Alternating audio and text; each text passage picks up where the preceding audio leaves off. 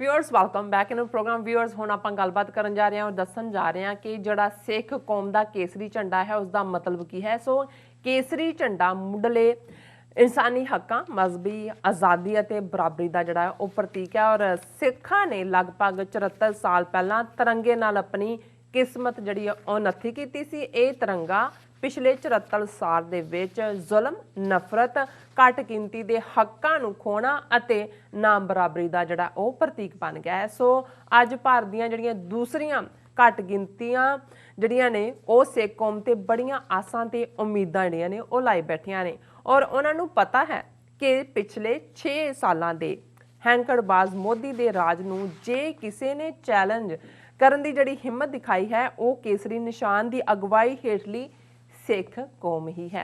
सो तिरंगा जुल्म का प्रतीक है जदों कि केसरी झंडा आज़ादी का प्रतीक है। सो इस बारे आपां विचार चर्चा करन जा रहे हैं। सो असीं चाहांगे कि तुसां ने इसी तरह ही बने रहना। देखण सुण लई तुहाडा सब दा बहुत बहुत शुक्रिया जी। डॉक्टर साहब की विचार? देखो गल बड़ी स्पष्ट है जी। जदों असीं लफज झंडा कहंदे ਜ਼ਾਹਰ है मजहबी ਜ਼ਬਾਨ ਦੇ ਵਿੱਚ ਅਸੀਂ बेशक फारसी ਦਾ ਲਫ਼ਜ਼ है निशान जी ਸਟੈਂਪ ਤੋਂ ਬਣਿਆ बिल्कुल ਅਸੀਂ ਨਿਸ਼ਾਨ ਸਾਹਿਬ ਜਦੋਂ ਅਸੀਂ ਹਰ ਗੁਰਦੁਆਰਾ ਕਿਆ ਹੀ ਉਹਨੂੰ ਜਾਂਦਾ ਹੈ ਜਿਸ ਦੇ ਬਾਹਰ ਜਿਹੜਾ ਬਹੁਤ ਉੱਚਾ ਨਿਸ਼ਾਨ ਸਾਹਿਬ ਹੋਏ जी ਔਰ ਜਿਸ ਦੇ ਵਿੱਚ ਗੁਰੂ ਗ੍ਰੰਥ ਸਾਹਿਬ ਜਿਹੜੀ ਸਿੱਖ ਸਕ੍ਰਿਪਚਰ ਹੈ ਜਿਸ ਦੇ ਵਿੱਚ ਗੁਰੂ ਸਾਹਿਬਾਨ ਦਾ ਕਲਾਮ, ਭਗਤਾਂ ਦਾ, ਬਾਬਾ ਫਰੀਦ ਗੰਜ ਸ਼ੱਕਰ, ਭਗਤ ਕਬੀਰ ਜੀ, ਭਗਤ ਰਵਿਦਾਸ ਜੀ, ਉਹ ਇੱਕ ਉੱਚੇ ਪਲੇਟਫਾਰਮ ਦੇ ਉੱਤੇ ਕੰਗਰੀਗੇਸ਼ਨ ਤੋਂ ਉੱਪਰ ਕਿਉਂਕਿ ਇਹ ਰੱਬ ਦਾ ਕਲਾਮ ਹੈ ਉਸ ਦਾ ਦਰਜਾ ਉੱਚਾ ਹੈ ਔਰ ਨਿਸ਼ਾਨ ਸਾਹਿਬ ਜਿਸ ਨੂੰ ਅਸੀਂ ਕਹਿੰਦੇ ਹਾਂ ਜਿਸ ਦੇ ਲਈ ਲਫ਼ਜ਼ ਫਲੈਗ ਹੈ ਜਾਂ ਇੱਕ ਜ਼ਮਾਨੇ 'ਚ ਉਹਨੂੰ ਝੰਡਾ ਸਾਹਿਬ ਵੀ ਕਹਿੰਦੇ ਸੀ ਪਰ ਹੁਣ ਅਸੀਂ ਧਾਰਮਿਕ ਜ਼ਬਾਨ 'ਚ ਨਿਸ਼ਾਨ ਸਾਹਿਬ ਲਫ਼ਜ਼ ਹੈ ਔਰ ਇਸ ਦਾ ਰੰਗ ਜਦੋਂ ਅਸੀਂ ਕੇਸਰੀ ਕਹਿੰਦੇ ਹਾਂ ਇਹ ਭਗਵਾ ਨਹੀਂ ਹੈ। ਭਗਵਾ ਜਿਹੜਾ ਦੁਨੀਆ ਤੋਂ ਦੌੜਨ ਵਾਲੇ ਜਿਹੜੇ ਆਪਣੇ ਆਪ ਨੂੰ ਯੋਗੀ, ਸੰਨਿਆਸੀ, ਸਾਧੂ, ਇਹ ਕੇਸਰੀ ਕੇਸਰ ਤੋਂ ਔਰ ਜਿਹੜੇ ਲੋਕ ਕਸ਼ਮੀਰ ਵਾਦੀ ਦੇ ਕੇਸਰ ਤੋਂ ਵਾਕਿਫ ਨੇ ਉਹਨਾਂ ਨੂੰ ਪਤਾ ਹੈ ਕਿ ਕੇਸਰ ਦੀ ਫ੍ਰੈਗਰੈਂਸ ਕੀ ਹੈ। ਕੇਸਰ ਦਾ ਰੰਗ ਬਹਾਰ ਦਾ ਰੰਗ ਹੈ। ਜਦੋਂ ਬਸੰਤ ਬਹਾਰ ਦੀ ਗੱਲ ਵੀ ਹੁੰਦੀ ਹੈ ਉਹ ਵੀ ਕੇਸਰ ਦੇ ਉਸ ਦੇ ਨਾਲ ਜੁੜੀ ਹੁੰਦੀ ਹੈ।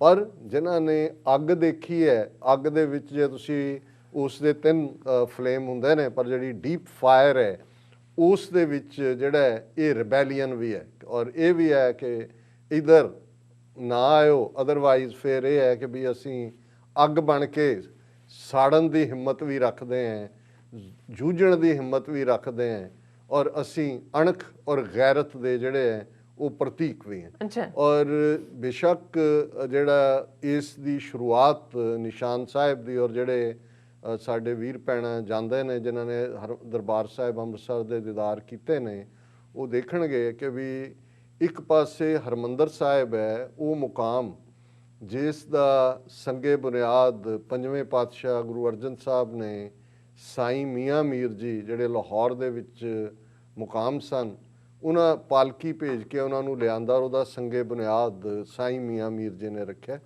ਔਰ ਅੱਜ ਵੀ ਉਹਨੂੰ ਉਸ ਉਨੇ ਹਿੱਸੇ ਨੂੰ ਹਰ ਮੰਦਰ ਹਰ ਪੁਰਾਣੀ ਪੰਜਾਬੀ 'ਚ ਮੰਦਰ ਘਰ ਨੂੰ ਕਹਿੰਦੇ ਸੀ ਕਿ ਜਿੱਥੇ ਰੱਬ ਦੀ ਗੱਲ ਹੁੰਦੀ ਹੈ ਉਹ ਰੱਬ ਦਾ ਘਰ ਹੈ। ਪਰ ਉਸ ਦੇ ਅੰਦਰ ਕੋਈ ਵੀ ਜਿਹੜੇ ਫੌਜੀ ਅੱਜ ਜਦੋਂ ਅਸੀਂ ਫੌਜਾਂ ਦੀ ਗੱਲ ਕਰਦੇ ਹਾਂ ਪੁਰਾਣੇ ਜ਼ਮਾਨੇ 'ਚ ਨਗਾਰਾ ਸੀ, ਡਰਮ, ਹੁਣ ਵੀ ਡਰਮ ਨੇ, ਬੈਂਡ ਉਹਦੇ ਨਾਲ ਹੀ ਜੁੜੇ ਹੁੰਦੇ ਸੀ, ਡਰਮ ਹੈ, ਫਾਇਰ ਹੈ, ਗਨ ਸੈਲਿਊਟ ਹੈ, ਫਲੈਗ ਹੈ, ਜਿੰਨੀਆਂ ਰੈਜੀਮੈਂਟਸ ਨੇ ਉਹਨਾਂ ਦੇ ਆਪਣੇ ਕਲਰ ਨੇ, ਫਲੈਗ ਨੇ, ਕਿਹੜੇ ਲੈ ਕੇ ਜੰਗ ਦੇ ਮੈਦਾਨ 'ਚ ਗਏ ਜਦੋਂ ਫੌਜਾਂ ਲੜਦੀਆਂ ਸੀ ਸਭ ਤੋਂ ਬਦਤਰ ਮਰਨ ਨਾਲੋਂ ਵੀ ਬਦਤਰ ਮੰਨਿਆ ਜਾਂਦਾ ਸੀ ਜੇ ਦੂਸਰਾ ਤੁਹਾਡੇ ਉਹ ਜਿਹੜਾ ਉਹ ਕਲਰ ਖੋਹ ਕੇ ਲੈ ਜਾਏ, ਤੁਹਾਡੇ ਝੰਡੇ ਖੋਹ ਕੇ ਲੈ ਜਾਏ। ਹੁਣ ਇੰਗਲੈਂਡ ਦੇ UK ਦੇ ਮਿਊਜ਼ੀਅਮ 'ਚ ਉਹਨਾਂ ਨੇ ਰੱਖੇ ਨੇ ਜੀ ਕਿਹੜੇ ਝੰਡੇ ਅਸੀਂ ਖੋਏ ਤੇ ਕੀ ਉਹ ਬਹੁਤ ਵੱਡੀ ਜਿਹੜੀ ਹੈ ਉਹ ਜ਼ਿਲਤ ਔਰ ਅਪਮਾਨ ਦੀ ਗੱਲ ਹੁੰਦੀ ਹੈ। ਸੋ ਇਹਦੇ ਨਾਲ ਜੁੜਿਆ ਹੋਇਆ ਇਹ ਸੋਵਰਨਿਟੀ ਦੇ ਨਾਲ ਪਰ ਜਿਹੜਾ ਸਿੱਖ ਫਲੈਗ ਹੈ ਜਿੱਥੇ ਇਸ ਗੱਲ ਦੀ ਯਾਦ ਦਹਾਨੀ ਹੈ ਕਿ ਜਿੱਥੇ ਉਹ ਕੋਈ ਵੀ ਮੁਸਾਫਰ ਹੈ ਉਹਨੂੰ ਰਹਿਣ ਦੀ ਥਾਂ ਚਾਹੀਦੀ ਹੈ, ਭੁੱਖਾ ਹੈ, ਪਿਆਸਾ ਹੈ, ਉਸ ਨੂੰ ਕੋਈ ਹੋਰ ਲੋੜਾਂ ਨੇ, ਉਹ ਦੇਖੇ ਕਿ ਬਈ ਇਹ ਗੁਰੂ ਨਾਨਕ ਦਾ ਘਰ ਹੈ, ਇਹ ਇੱਥੇ ਪਹਿਲਾਂ ਪੁਰਾਣੇ ਵੇਲੇ ਧਰਮਸਾਲ ਕਹਿੰਦੇ ਸੀ ਕਿ ਵੀ ਹੁਣ ਗੁਰਦੁਆਰਾ ਲਫ਼ਜ਼ ਜ਼ਿਆਦਾ ਪਪੂਲਰ ਹੈ ਅੱਛਾ ਕਿ ਵੀ ਇੱਥੇ ਮੈਨੂੰ ਜੋ ਵੀ ਮੈਂ ਔਰ ਹਿਫਾਜ਼ਤ ਅੱਛਾ ਜੇ ਉਸ ਦੇ ਪਿੱਛੇ ਕੋਈ ਦੁਸ਼ਟ ਲੱਗੇ ਨੇ, ਕੋਈ ਬੀਬੀ ਹੈ, ਕੋਈ ਬੱਚੀ ਹੈ, ਉਹਦੀ ਅਜ਼ਮਤ ਨੂੰ ਹੈ ਖਤਰਾ ਹੈ, ਔਰ ਉਹ ਜਦੋਂ ਉਸ ਹਦੂਦ ਚ ਆ ਗਏ ਉਹਨੂੰ ਪਤਾ ਹੈ ਵੀ ਇਸ ਫੇਥ ਨੂੰ ਮੰਨਣ ਵਾਲੇ ਆਪਣੀ ਜਾਨ ਕੁਰਬਾਨ ਕਰ ਦੇਣਗੇ, ਮੇਰੀ ਹਿਫਾਜ਼ਤ ਕਰਨਗੇ। ਸੋ ਇਹ ਸਾਡਾ ਔਰ ਸੋਵਰਨਿਟੀ ਔਰ ਜ਼ਾਹਰ ਹੈ ਇਸ ਦਾ ਜਿਹੜਾ ਇਹ ਰੰਗ ਹੈ, ਇਹ ਪੰਜਵੇਂ ਪਾਤਸ਼ਾਹ ਜਦੋਂ ਉਹਨਾਂ ਦੀ ਸ਼ਹਾਦਤ ਹੁੰਦੀ ਹੈ, ਗੁਰੂ ਅਰਜਨ ਸਾਹਿਬ ਦੀ 6ਵੇਂ ਪਾਤਸ਼ਾਹ ਜਿਹੜੇ ਕਿ 11 ਸਾਲ ਦੀ ਉਮਰ ਦੇ ਵਿੱਚ ਅੱਗੋਂ ਗੁਰਗੱਦੀ ਦੇ ਉੱਤੇ ਸੁਭਾਇਮਾਨ ਹੁੰਦੇ ਨੇ, ਉਹ ਮੀਰੀ ਤੇ ਪੀਰੀ ਦੀਆਂ 2 ਤਲਵਾਰਾਂ ਪਹਿਨਦੇ ਨੇ ਔਰ ਐਨ ਉਹ ਹਰਮੰਦਰ ਸਾਹਿਬ ਜਿਸ ਦਾ ਜਿੱਥੇ ਅੱਜ ਵੀ ਸਿਰਫ ਜਿਹੜਾ ਰੱਬ ਦੀ ਇਬਾਦਤ ਹੁੰਦੀ ਹੈ, ਉੱਥੇ ਕੋਈ ਸਿਆਸੀ ਤਕਰੀਰਾਂ ਨਹੀਂ ਹੁੰਦੀਆਂ ਜਾਂ ਕੋਈ ਸੈਰਮਨ ਨਹੀਂ ਦਿੱਤੇ ਜਾਂਦੇ, ਕੋਈ ਵਿਖਿਆਨ ਨਹੀਂ ਹੁੰਦੇ, ਲੇਕਿਨ ਜਦੋਂ ਅਕਾਲ ਤਖਤ 6ਵੇਂ ਪਾਤਸ਼ਾਹ ਨੇ ਸਿਰਜਿਆ ਹਰਮੰਦਰ ਸਾਹਿਬ ਤੋਂ ਠੀਕ 84 ਕਦਮਾਂ ਦੀ ਵਿੱਥ ਤੇ, ਪਰ ਉਹਦਾ ਮੂੰਹ ਅਕਾਲ ਤਖਤ ਦਾ ਹਰਮੰਦਰ ਸਾਹਿਬ ਵਾਲਾ ਦੱਸਣ ਦੇ ਲਈ ਕਿ ਜਿਹੜੀਆਂ ਟੈਂਪੋਰਲ ਪਾਵਰਸ ਨੇ, ਜਿਨ੍ਹਾਂ ਨੇ ਵਰਲਡਲੀ ਰੂਲ ਕਰਨਾ, ਉਹ ਰੱਬ ਦੇ ਨਾਲ ਜੁੜੀਆਂ ਹੋਈਆਂ। ਔਰ ਗੱਲ ਅਲਟੀਮੇਟਲੀ ਜਿਹਨੂੰ ਅਲਾਮਾ ਇਕਬਾਲ ਨੇ ਬੜੀ ਖੂਬਸੂਰਤੀ ਨਾਲ ਇਸਲਾਮ 'ਚ ਜਦੋਂ ਇਸ ਕਨਸੈਪਟ ਦੀ ਗੱਲ ਕੀਤੀ ਤੇ ਉਹਨਾਂ ਨੇ ਕਿਹਾ ਵੀ ਕਿਵੇਂ ਕਿ ਜੇ ਉਸ ਨਾਲੋਂ ਈਮਾਨ ਨਾਲੋਂ ਟੁੱਟ ਜਾਏ ਤੇ ਫਿਰ ਉਹ ਤਲਵਾਰ ਚੰਗੇਜ਼ੀ ਬਣ ਜਾਂਦੀ ਹੈ, ਉਸ ਦੇ ਨਾਲ ਜਿਹੜਾ ਫਿਰ ਇਨਸਾਫ। ਇੱਥੇ ਜਿਹੜੀ ਸੌਰਡ ਹੈ, ਕਿਰਪਾਨ ਹੈ, ਇਹ ਤਾਂ ਲਫ਼ਜ਼ ਅਸੀਂ ਤਲਵਾਰ ਨਹੀਂ ਇਸਤੇਮਾਲ ਕਰਦੇ 5 ਕਕਾਰਾਂ 'ਚ, ਅਸੀਂ ਕਿਰਪਾਨ ਕਰਦੇ ਹਾਂ। 2 ਲਫ਼ਜ਼ਾਂ ਦਾ ਮੇਲ ਹੈ। ਕਿਰਪਾ ਦਾ ਮਤਲਬ ਹੈ ਬਖਸ਼ਿਸ਼, ਇਹ ਰੱਬ ਦੀ ਦੇ, ਔਰ ਆਨ ਕਹਿੰਦੇ ਨੇ ਅਣਖ ਨੂੰ, ਗੈਰਤ ਨੂੰ, ਸੈਲਫ ਰਿਸਪੈਕਟ ਨੂੰ, ਆਨਰ ਨੂੰ, ਹਿਊਮਨ ਰਾਈਟਸ ਨੂੰ, ਕਿ ਜੇ ਤੁਹਾਡੇ ਇਹਦੇ ਤੇ ਅਟੈਕ ਹੁੰਦਾ ਫਿਰ ਇਹਨੂੰ ਤੁਸੀਂ ਰੱਬ ਦੀ ਬਖਸ਼ਿਸ਼ ਸਮਝ ਕੇ ਜਿਹੜਾ ਇਸ ਦਾ ਇਸਤੇਮਾਲ ਕਰਨਾ ਹੈ ਦੂਸਰਿਆਂ ਦੇ ਹੱਕਾਂ ਦੇ ਲਈ, ਆਪਣੇ ਆਪ ਨੂੰ ਡਿਫੈਂਡ ਕਰਨ ਦੇ ਲਈ। ਹੁਣ ਇਹ ਮੀਰੀ ਔਰ ਪੀਰੀ ਦਾ ਤਖਤ ਅਕਾਲ ਬਣਦਾ ਔਰ ਠੀਕ ਇੱਕ ਪਾਸੇ ਅੱਜ ਵੀ ਜਿਹਨੂੰ ਝੰਡੇ ਬੁੰਗੇ ਕਿਹਾ ਜਾਂਦਾ ਹੈ, 2 ਨਿਸ਼ਾਨ ਸਾਹਿਬ ਪੈਰਲਲ ਲਹਿਰਾਏ ਜਾਂਦੇ ਨੇ। 2 ਸੌਰਡ ਜੋ ਪਹਿਨਦੇ ਨੇ, ਇੱਕ ਰਿਪਰੈਜ਼ੈਂਟ ਕਰੇਗੀ ਟੈਂਪੋਰਲ, ਇੱਕ ਸਪਿਰਿਚੁਅਲ ਵਰਲਡ ਨੂੰ। 2 ਝੰਡੇ ਨੇ ਅੱਜ ਵੀ, ਉਸ ਨੂੰ ਕਹਿੰਦੇ ਹੀ ਝੰਡਾ ਬੁੰਗਾ ਸਾਹਿਬ ਹੈ। ਮੀਰੀ ਤੇ ਪੀਰੀ ਦੇ 2 ਨਿਸ਼ਾਨ ਸਾਹਿਬ ਚੁਲਾਏ ਜਾਂਦੇ ਨੇ। ਇੱਥੋਂ ਇਸ ਕਨਸੈਪਟ ਦੀ ਸ਼ੁਰੂਆਤ ਹੁੰਦੀ ਹੈ ਔਰ ਫਿਰ 4 ਸਦੀਆਂ ਦਾ ਇਤਿਹਾਸ ਹੈ, ਪਰਸੀਕਿਊਸ਼ਨਸ ਦਾ ਵੀ ਹੈ, ਪ੍ਰਾਈਡ ਦਾ ਵੀ ਹੈ। ਲੇਕਿਨ ਇਸ ਸਭ ਦੇ ਬਾਵਜੂਦ ਸਿੱਖਾਂ ਨੇ ਆਪਣੀ ਅਰਦਾਸ ਦੇ ਵਿੱਚ ਇਹ ਕਦੇ ਨਹੀਂ ਭੁਲਾਇਆ ਖਾਲਸਾ ਜੀ ਕੇ ਬੋਲਬਾਲੇ। ਅਸੀਂ ਐਸੇ ਸਿਸਟਮ 'ਚ ਰਹਿਣਾ ਜਿੱਥੇ ਸਾਡਾ ਬੋਲਬਾਲਾ ਹੋਏ, ਅਸੀਂ ਆਨਰ ਨਾਲ, ਇੱਜ਼ਤ ਨਾਲ, ਗੈਰਤ ਨਾਲ ਜੀ ਸਕੀਏ। ਉੱਥੇ ਓਪਨਨੈਸ ਵੀ ਹੈ ਔਰ ਇਹੀ ਕਾਰਨ ਹੈ ਕਿ ਇਹੀ ਲੋਕ ਜਿਹੜੇ ਅੱਜ ਹੁਣ ਪਿਛਲੇ 24 ਘੰਟਿਆਂ 'ਚ ਜਿਵੇਂ ਇਹ ਲੱਗੇ ਹੋਏ ਨੇ ਸਾਰੀ ਕੌਮ ਨੂੰ ਭੰਨਣ ਕਿ ਜੀ ਇਹ ਆਤੰਕਵਾਦੀ ਆ ਗਏ। ਕੋਈ ਪਹਿਲਾਂ 2 ਦਿਨ ਪਹਿਲਾਂ ਸੀ ਜੀ 300 ਟਵਿੱਟਰ ਹੈਂਡਲਰ ਪਾਕਿਸਤਾਨ 'ਚ ਸਪੌਟ ਹੋਏ ਜਿਹੜੇ ਕਿ ਭੜਕਾ ਰਹੇ ਨੇ ਔਰ ਦੂਸਰਾ ਕਰ ਰਹੇ ਨੇ। ਇਹੀ 2 ਮਹੀਨੇ ਜਦੋਂ ਉੱਥੇ ਲੱਖਾਂ ਲੋਕਾਂ ਨੂੰ ਫ੍ਰੀ ਫੂਡ ਦੇ ਰਹੇ ਸੀ, ਉਹਨਾਂ ਦੇ ਨਾਲ ਉਦੋਂ ਕਹਿ ਰਹੇ ਸੀ ਵਾਹ। ਸੋ ਮਤਲਬ ਇਹ ਹੈ ਕਿ ਇਹ ਗੁਲਾਮਾਂ ਵਾਂਗ ਜਿਵੇਂ ਕੋਈ ਨੌਕਰ ਹੁੰਦਾ, ਜਦੋਂ ਕੋਈ ਚੰਗਾ ਉਹਨੂੰ ਤੁਸੀਂ ਸ਼ਾਬਾਸ਼ ਦਿਓ ਤੁਹਾਨੂੰ ਬਹੁਤ ਚੰਗਾ ਲੱਗਦਾ, ਮੈਨੂੰ ਮਾਲਕ ਨੇ ਸ਼ਾਬਾਸ਼। ਸੋ ਅਸੀਂ ਇਹਨਾਂ ਦੀ ਸ਼ਾਬਾਸ਼ੀ ਤੇ ਰਹਿ ਗਏ ਕਿ ਭਾਈ ਜੇ ਤਾਂ ਤੁਸੀਂ ਇਹਨਾਂ ਦੇ ਲਈ ਮਰੋ, ਬਾਰਡਰਾਂ ਤੇ ਮਰੋ ਤਾਂ ਫਿਰ ਸ਼ਹੀਦ ਹੈ, ਤੇ ਜੇ ਤੁਸੀਂ ਆਪਣੇ ਹੱਕਾਂ ਲਈ ਖਲੋਵੋ ਫਿਰ ਤੁਸੀਂ ਆਤੰਕਵਾਦੀ ਹੋ, ਟੈਰਰਿਸਟ ਹੋ, ਦਹਿਸ਼ਤਗਰਦ ਹੋ। ਹੁਣ ਇੱਕ ਪਾਸੇ ਇਹ ਕਨਸੈਪਟ ਦਾ ਝੰਡਾ ਹੈ ਨਿਸ਼ਾਨ ਸਾਹਿਬ, ਔਰ ਜ਼ਾਹਰ ਹੈ ਕਿ ਲਾਲ ਕਿਲ੍ਹੇ ਦੇ ਉੱਤੇ ਜਿਹੜਾ ਝੁਲਾਇਆ ਗਿਆ ਕੇਸਰੀ ਪਰਚਮ, ਇਹ ਇਸ ਗੱਲ ਦਾ ਪ੍ਰਤੀਕ ਹੈ ਤਿਰੰਗੇ ਦੇ ਬਰਾਬਰ। ਤਿਰੰਗਾ ਲਾਇਆ ਨਹੀਂ ਹੈ ਉਹਨਾਂ ਨੇ, ਉਹਨਾਂ ਨੂੰ ਕਿਹਾ ਕਿ ਕੋਈ ਗੱਲ ਨਹੀਂ, ਪਰ ਲੋਕਾਂ ਨੂੰ ਹੁਣ 2 ਪਾਸੇ ਨੇ। ਇੱਕ ਪਾਸੇ ਤਿਰੰਗਾ ਹੈ ਔਰ ਤਿਰੰਗੇ ਦਾ ਵੀ ਹਾਲ ਤੁਸੀਂ ਦੇਖ ਲਓ ਵੀ ਇਹਨਾਂ ਦੇ ਉਹ ਕੁਦਰਤ ਤਾਂ ਇਹਨਾਂ ਨੂੰ ਸਾਈਨ ਦੇ ਰਹੀ ਹੈ। ਬੀਜੇਪੀ ਦਾ ਵੈਸਟ ਬੰਗਾਲ ਦਾ ਜਿਹੜਾ ਪ੍ਰੈਜ਼ੀਡੈਂਟ ਔਰ ਇਹ ਹੋਪ ਕਰਦੇ ਨੇ ਜੇ ਅਸੀਂ ਉੱਥੇ ਹਕੂਮਤ ਬਣਾਵਾਂਗੇ, ਉਹ 26 ਜਨਵਰੀ ਦਾ ਝੰਡਾ ਲਹਿਰਾ ਰਿਹਾ ਸੀ ਤਾਂ ਉਹਨੂੰ ਇਹ ਨਹੀਂ ਸੀ ਪਤਾ ਝੰਡਾ ਉਹਨੇ ਪੁੱਠਾ ਲਹਿਰਾਤਾ। ਹੁਣ 3 ਰੰਗ ਨੇ ਉਹਦੇ 'ਚ, ਇੱਕ ਕੇਸਰੀ ਹੈ, ਇੱਕ ਚਿੱਟਾ, ਇੱਕ ਹਰਾ। ਜ਼ਾਹਰ ਹੈ ਕੇਸਰੀ ਉੱਪਰ ਹੈ, ਚਿੱਟਾ ਵਿਚਕਾਰ ਹੈ, ਹਰਾ ਥੱਲੇ ਹੈ। ਜਿਹੜਾ ਲਹਿਰਾਇਆ ਹਰਾ ਉੱਤੇ ਤੇ ਉਹ ਜਦੋਂ ਪੂਰਾ ਲਹਿਰਾ ਕੇ ਜਨ ਗਣ ਮਨ ਗਾ ਲਿਆ ਤਾਂ ਉਹਨਾਂ ਨੇ ਦੇਖਿਆ, ਉਹਨੇ ਕਿਹਾ ਇਹ ਕੀ ਹੋ ਗਿਆ, ਉਹਨੇ ਕਿਹਾ ਹਰਿਆਲੇ ਵੀ ਆ ਗਏ, ਅੱਗੇ ਕੇਸਰੀ ਵਾਲੇ ਨਹੀਂ ਜੀਣ ਦਿੰਦੇ। ਫਿਰ ਉਹਨੇ ਜਿਹੜਾ ਉਹ ਲਾ ਕੇ ਮਾਫੀ ਮੰਗ ਕੇ ਫਿਰ ਪਤਾ ਨਹੀਂ ਉਹਦੇ ਤੇ ਗਾਂ ਮੂਤਰ ਛਿੜਕਿਆ ਹੋਣਾ ਵੀ ਹੁਣ ਜਿਹੜਾ ਪੁੱਠੇ ਨੂੰ ਸਿੱਧਾ ਕਿਵੇਂ ਕਰਨਾ ਹੈ। ਸੋ ਮਤਲਬ ਹਾਲ ਇਹ ਹੈ ਇਹਨਾਂ ਦਾ। ਪਰ ਜੇ ਅੱਜ ਅਸੀਂ ਤਿਰੰਗੇ ਦੇ ਥੱਲੇ ਇਹਨਾਂ ਦੇ 1947 ਤੋਂ ਬਾਅਦ ਜੇ ਉਹਨੂੰ ਕੱਟ ਆਫ ਡੇਟ ਅਸੀਂ ਮੰਨ ਲਈਏ 75 74 ਸਾਲ ਦਾ ਦੇਖੀਏ, ਇਸ ਤਿਰੰਗੇ ਨੇ ਕੀ ਦਿੱਤਾ ਹੈ, ਆਮ ਆਵਾਮ ਨੂੰ ਕੀ ਦਿੱਤਾ ਹੈ, ਕੁਛ ਨਹੀਂ, ਜ਼ੁਲਮ, ਅਕਲੀਅਤਾਂ ਨੂੰ ਕੀ ਦਿੱਤਾ ਹੈ। ਤਿਰੰਗਾ ਜ਼ੁਲਮ ਦਾ ਨਾਂ ਹੈ, ਤਿਰੰਗਾ ਡਿਸਕ੍ਰਿਮੀਨੇਸ਼ਨ ਦਾ ਨਾਂ ਹੈ, ਤਿਰੰਗਾ ਜ਼ਾਤ-ਪਾਤੀ ਨਫ਼ਰਤ ਦਾ ਨਾਂ ਹੈ, ਤਿਰੰਗਾ ਗੁਆਂਢੀਆਂ ਦੇ ਨਾਲ ਪੰਗਾ ਲੈਣ ਦਾ ਨਾਂ ਹੈ, ਉਹਨਾਂ ਨੂੰ ਬੇਆਰਾਮ ਕਰਨ ਦਾ ਨਾਂ ਹੈ।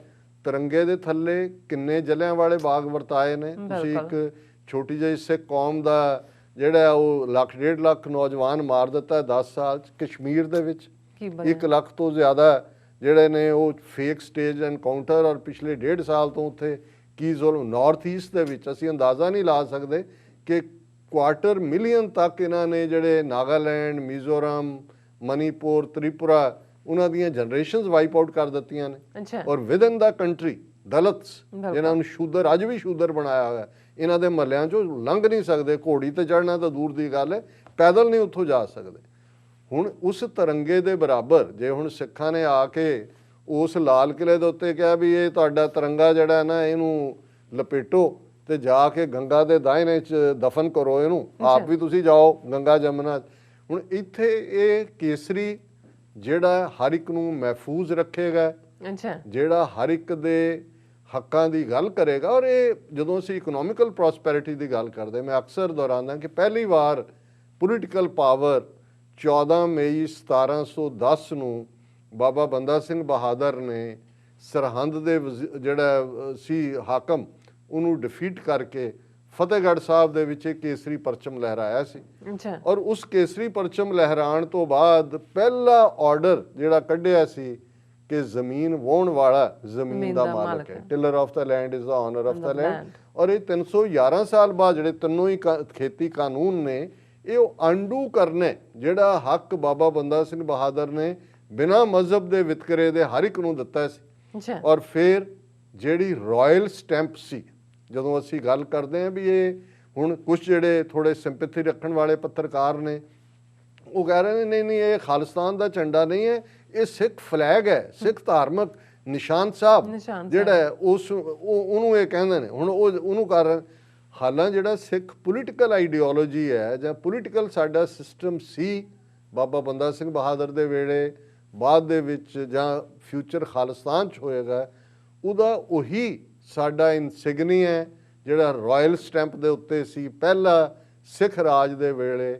ਦੇ ਹੋ ਤੇ ਹੋ ਫਤਿਹ ਹੋ ਨੁਸਰਤ ਬੇਦਰੰਗ ਯਾਫਤ ਅਜ਼ ਨਾਨਕ ਗੁਰੂ ਗੋਬਿੰਦ ਸਿੰਘ। ਕਿ ਦੇਗ ਇਕਨੋਮਿਕਲ ਪ੍ਰੋਸਪੈਰਿਟੀ, ਕੋਈ ਭੁੱਖਾ ਨਹੀਂ ਸੋਵੇਗਾ। ਹੁਣ ਉਹਨਾਂ ਨੂੰ ਸਮਝ ਨਹੀਂ ਆਉਂਦੀ ਕਿ ਭਾਈ ਇਹ ਕੋਵਿਡ-19 ਹੋਇਆ, ਦੁਨੀਆ ਭਰ 'ਚ ਸਿੱਖ ਜਿੱਥੇ ਜਿੱਥੇ ਬੈਠੇ ਸੀ ਉਹ ਬਾਹਰ ਨਿਕਲੇ। ਇੱਥੇ ਇੱਕ ਉਹਨਾਂ ਦੀ ਅਸੈਂਬਲੀ ਵੂਮਨ ਰੋ ਰਹੀ ਸੀ ਜਦੋਂ ਗੁਰੂ ਤੇਗ ਬਹਾਦਰ ਸਾਹਿਬ ਦਾ ਉਹਨੂੰ ਆਨਰ ਕਰਨ ਦੀ ਲਾਈਨ ਜਿਹੜੀ ਹੈ ਵਿਦ ਏ ਅਵਾਰਡ ਕਿ ਉਹਨਾਂ ਦੀ ਜਿਹੜੀ ਹੈ ਧਾਰਮਿਕ ਆਜ਼ਾਦੀ ਦੇ ਲਈ ਸ਼ਹਾਦਤ। ਤੇ ਉਹਨੇ ਕਿਹਾ ਸ਼ਹਿਰ ਕਲੈਪਸ ਹੋ ਗਿਆ, ਮੇਰਾ ਆਪਣੀ ਫੈਮਿਲੀ ਭੁੱਖੀ ਸੀ, ਮੈਂ ਨੰਬਰ ਲੱਭਿਆ ਕਿਤੋਂ ਔਰ ਉਹਨਾਂ ਸਿੱਖਾਂ ਨੂੰ ਕਾਲ ਕੀਤੀ ਔਰ ਉਹਨੇ ਕਿਹਾ ਮੈਂ ਤਾਂ ਸਾਰੀ ਜ਼ਿੰਦਗੀ ਨਹੀਂ ਦੇਣਾ। ਔਰ ਇਹ ਇੱਕ ਥਾਂ ਦੀ ਕਹਾਣੀ ਨਹੀਂ ਹੈ।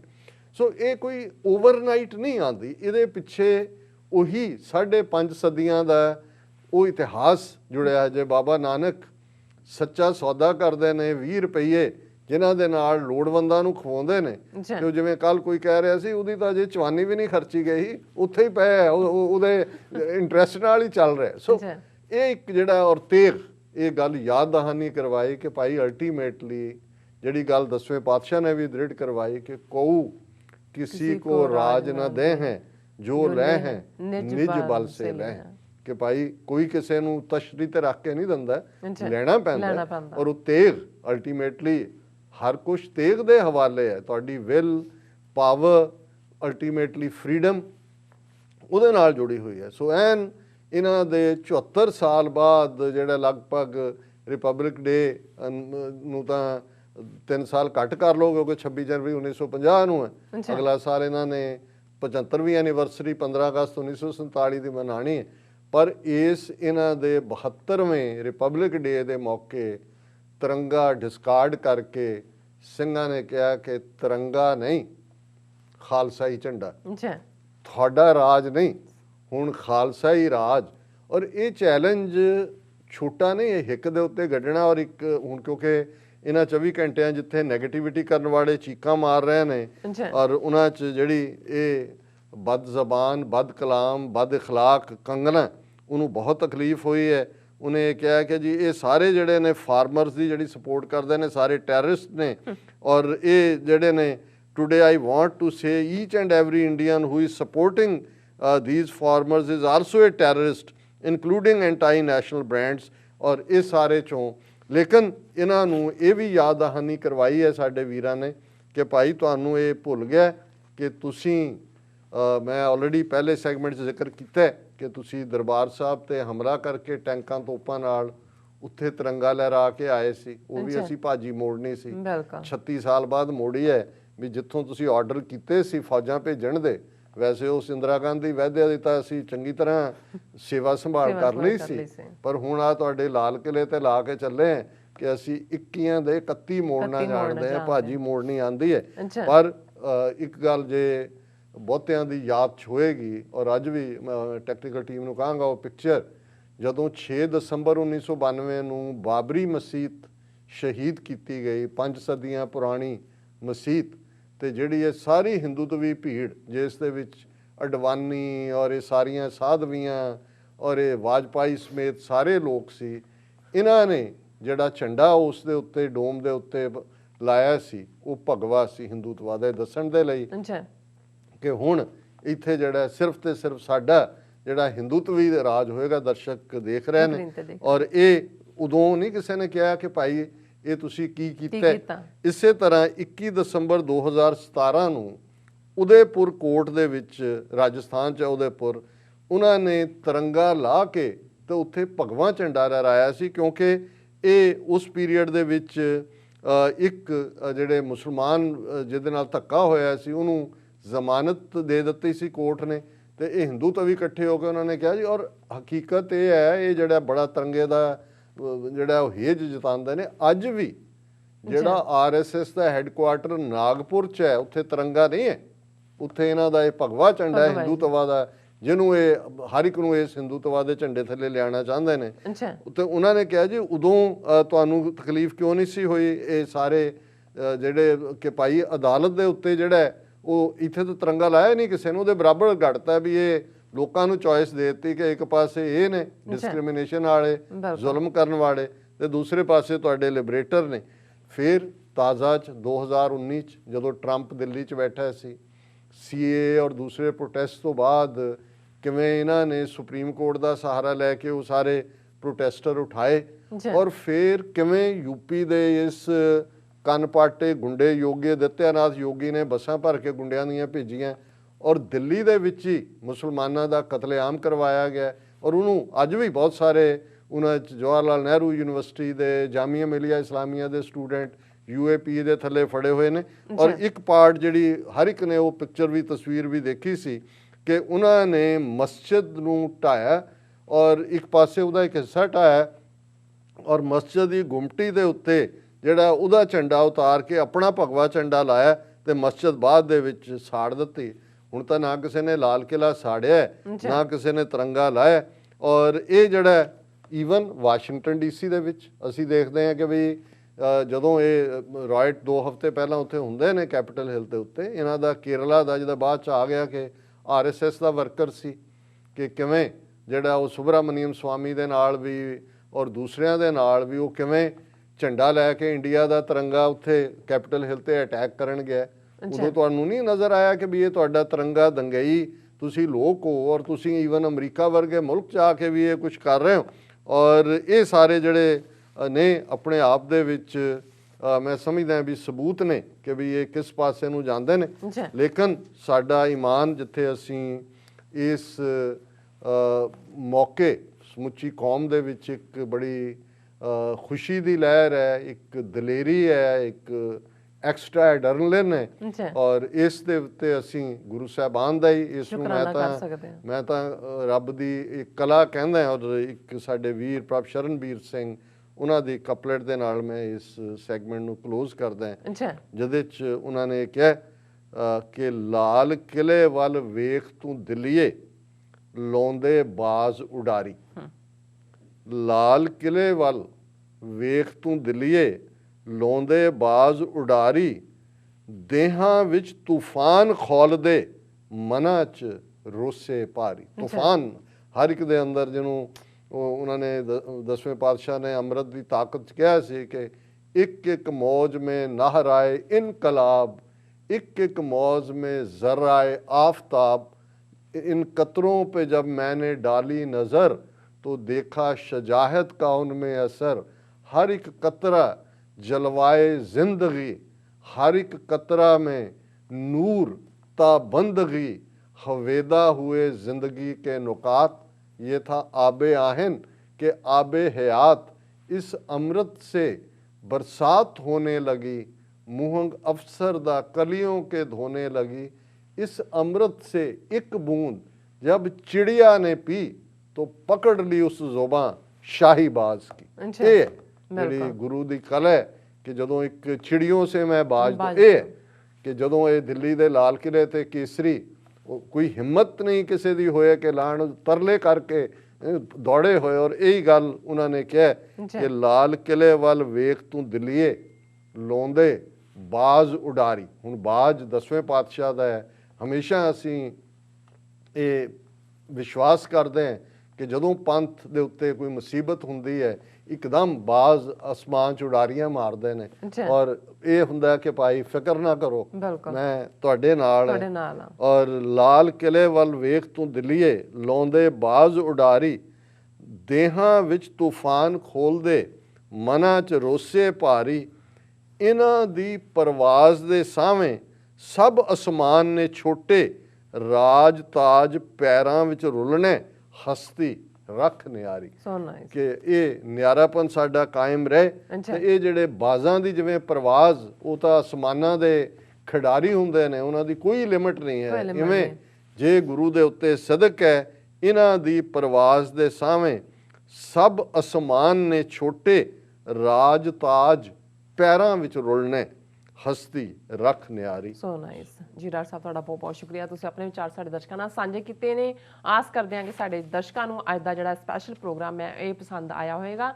ਸੋ ਇੱਥੇ ਲੈਣੇ ਬ੍ਰੇਕ। ਵਿਊਅਰਸ, ਤੁਸੀਂ ਇਸੇ ਤਰ੍ਹਾਂ ਹੀ ਬਣੇ ਰਹਿਣਾ। ਮਿਲਦੇ ਹਾਂ ਛੋਟੇ ਜਿਹੇ ਵਕਫੇ ਤੋਂ ਬਾਅਦ।